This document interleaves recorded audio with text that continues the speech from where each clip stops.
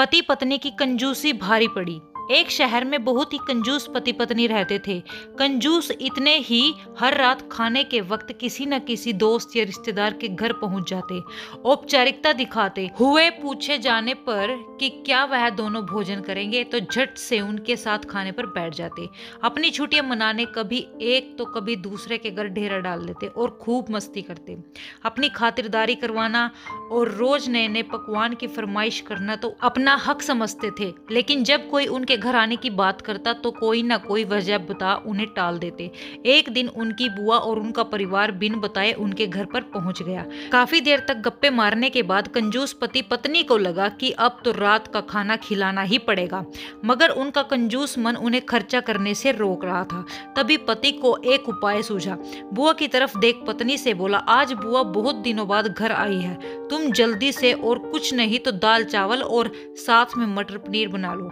मटर पनीर का नाम सुनते ही पत्नी परेशान, जब देखो मुंह उठा चले आते हैं। अब मटर पनीर पर इतना खर्चा करो। मन ही मन बड़बड़ाती हुई पत्नी जी रसोई में जा घुसी। पीछे पीछे पति महोदय भी पहुंच गए और अपनी योजना सुनाने लगे। देखो, तुम सिर्फ दाल चावल बना लो, लेकिन इन्हें ऐसा लगना चाहिए जैसे हम इन्हें मटर पनीर खिलाना चाहते हैं। पत्नी की समझ में नहीं आया तो पूछा, यह कैसे होगा कि हम परोसेंगे तो दाल चावल पर उन्हें लगे कि हम उन्हें मटर पनीर खिलाना चाहते हैं। तो पति ने अपनी योजना बताई, ऐसा करना कि रसोई में जाकर दाल चावल बना लो, जब तैयार हो जाए तो मुझे आवाज लगाना कि खाना तैयार है। आप टेबल पर प्लेटें लगा लो। पत्नी ध्यान से सारी बातें सुनती रही और आगे की योजना सुनने को बेताब होने लगी। तब पति ने अपनी असली योजना बताई, जब मैं प्लेट लगा चुका रहूंगा तो तुम एक खाली कढ़ाई किचन के फर्श पर गिरा देना। तब मैं पूछूंगा कि क्या गिरा, तो तुम जवाब में देना, मटर पनीर की कढ़ाई गिर गई।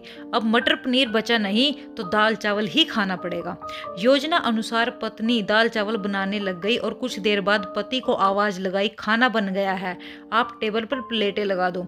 पति उठा और अलमारी से प्लेट लेकर टेबल पर लगाने लगा।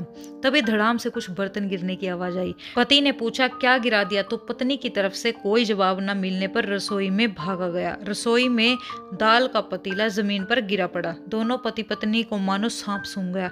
तो जब दाल ही गिर गई तो मटर पनीर का बहाना भी फेल हो गया।